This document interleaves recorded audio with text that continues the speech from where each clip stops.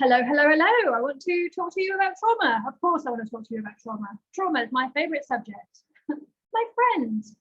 Okay, I want to talk to you about trauma not being as complicated as we often make it.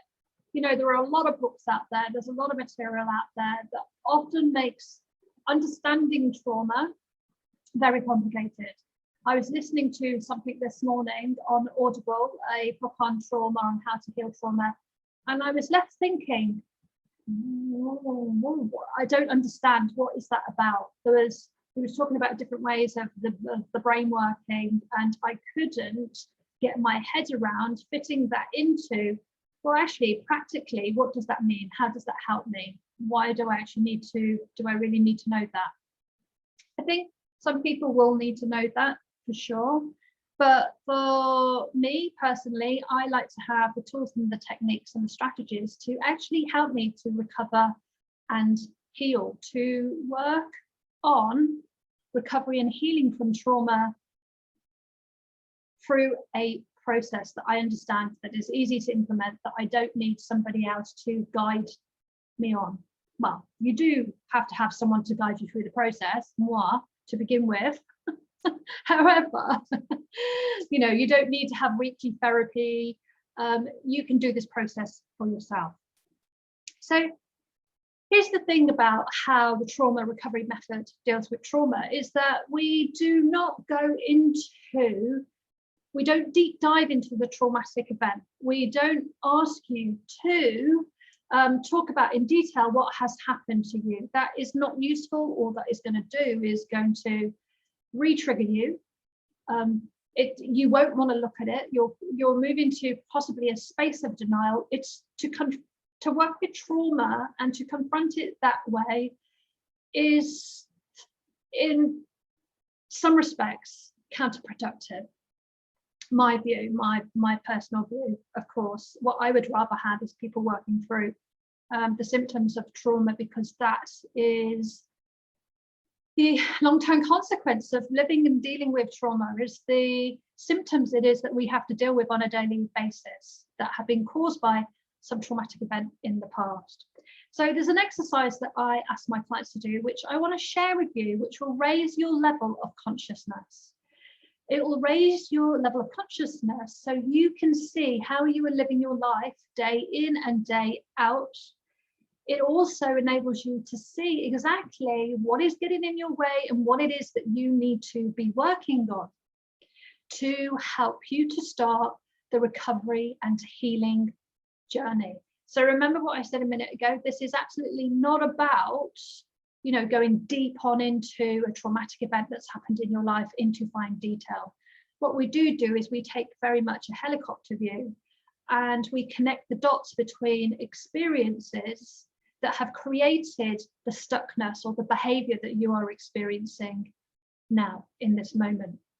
So let me just give you a real example from my life.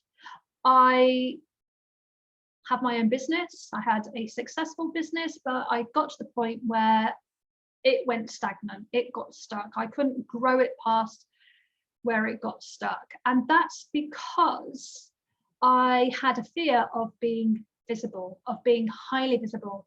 So what I used to do was I used to sophisticatedly hide behind other people in the business, because then I wouldn't be truly embodying what it is that I stood for, what it is I believed in.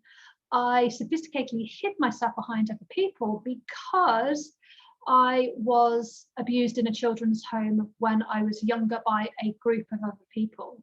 So my thought process was that if I become highly visible, I'm going to become abused, going to experience rejection, abandonment, all the horrible things it is that I don't want to experience.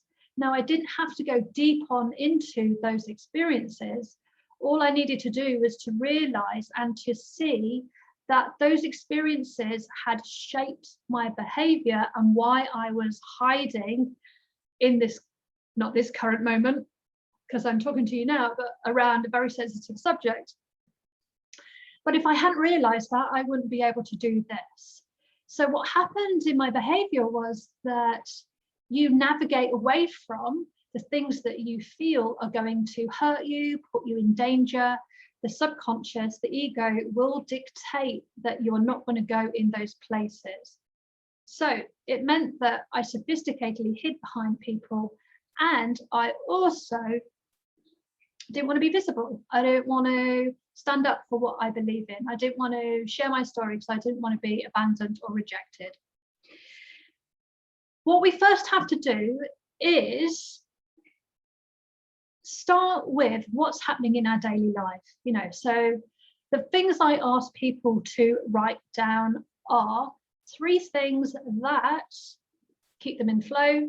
So what makes them happy? It doesn't matter how insignificant you think this is or how big it is. You just want to quickly note down 3 things that keep you in flow.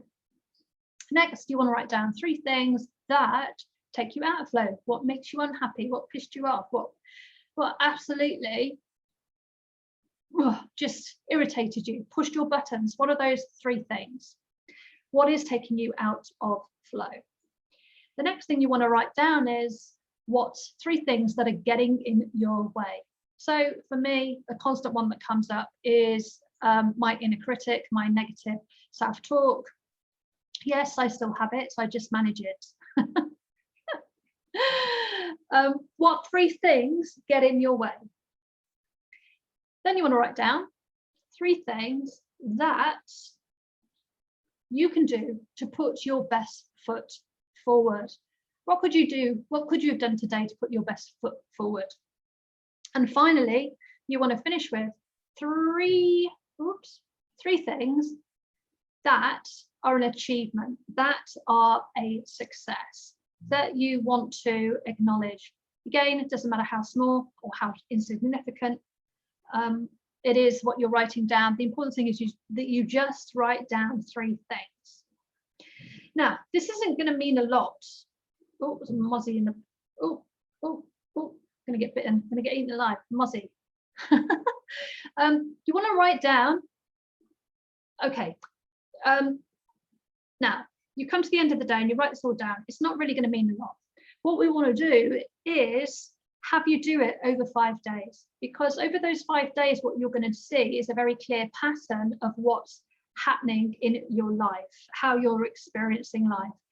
What is making you happy? What is making you unhappy? What could you do to put your best foot forward? What's getting in your way? And what are you achieving? And this snapshot of your life is pivotal in the trauma recovery and healing process, because what we do at the end of the week, we look at the box, what takes you out of flow, and then we look at what's taking you out of flow the most. Not what you think you should be looking at, but what actually has the highest score for showing up the most, because this is being reflected in your behavior. Then what we do is we go through a self-coaching process. This is a self-coaching reflective process that I have personally designed to help you navigate some of the traumatic events that you've experienced in your life. So it goes through a step-by-step, clearly defined process to take you on a journey so you can understand why this behavior is playing out now. Now, once you understand and create a new perspective around why that's happening in the here and now, you are now in the driving seat to be able to change the situation. You're able to navigate your way forward and produce a different outcome. There are some other strategies in the toolbox, but if you just start with those 5 very simple questions, do them every day, you will get a snapshot into how you're living your life, what's making you unhappy, what's making you happy, what's getting in your way, what can you do to put your best foot forward, and acknowledging your success. Here's what I would also say is you're not looking to fix everything that you've written down. What you're looking to do is just to bring conscious attention to how you are living your life. You're not looking to put your best foot forward 3 ways, because that's like 3, 6, 9, 12, 15 different ways. It's overwhelmed. But it's important to bring conscious attention to what is happening to your life throughout the day for you to be able to start recovering and healing, because we need to make the connection between the symptoms, the behavior that's playing out, link it back by connecting some of the dots that's created the behavior and the situation, and then step into the empowerment process of remolding it, reshaping it to produce a different outcome.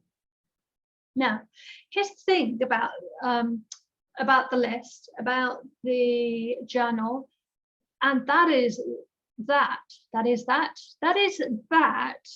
there will be some days where you fill it and you can overfill it. There will be other days when you've hardly got anything on it. Either is okay. Either way is showing you a pattern of what is going on within your life. So don't worry if you've got hardly anything one day, then you've got lots of stuff another day. This is why it's important to do it over a period of time. Because if you've got nothing going on in relation to those 3 questions, then that in itself is something that you need to explore and look at why that is happening. So it is very much a journey, it's very much a learning process. It is a way to bring your attention to what's going on. But once you've started to resolve some of those issues of what's taking you out of flow, the mind starts to free. And then what starts to happen is you start to bring other things up that you weren't necessarily aware of that you can look at. So things just melt away. Maybe you were having difficulty with relationships. That stress, that conflict could just melt away once you understand and have been able to see things from a new perspective, and to be able to change the direction, the outcome it is that you want from your new learning and insight. It really seems easy, because it is easy. I have made it purposely, intentionally easy for you to be able to get underneath of the skin of what has been showing up in your life and keeping you stuck, so you can recover that trauma and be able to heal from it.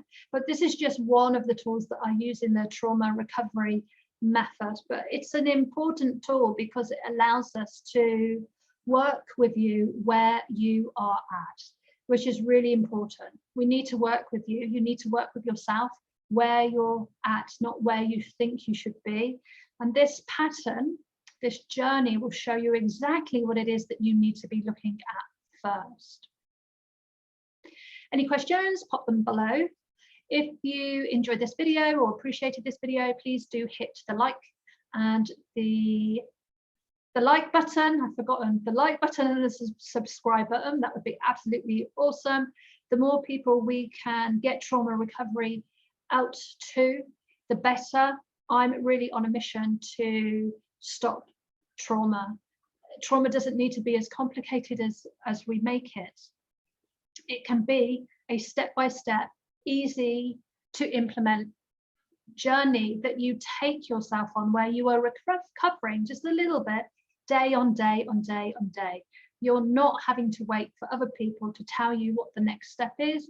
You start to take responsibility and control your own personal power to make the decisions for moving forward. So I will pop those 4 questions below as well, and just do them over the next 5 days, and then come back, DM me, let me know how you have got on. Let me know what is showing up for you in your behavior, how you're living your life. Okay, till next time, gorgeous. I'll also put the link to the book, actually. That's going to be out very shortly. Be More Wolf, Survivor's Story, Breaking the Trauma Cycle, where I will talk more in depth about the trauma recovery process, but I'll also put in context to my own story and the trauma it is that I have experienced throughout my life. Till next time, gorgeous.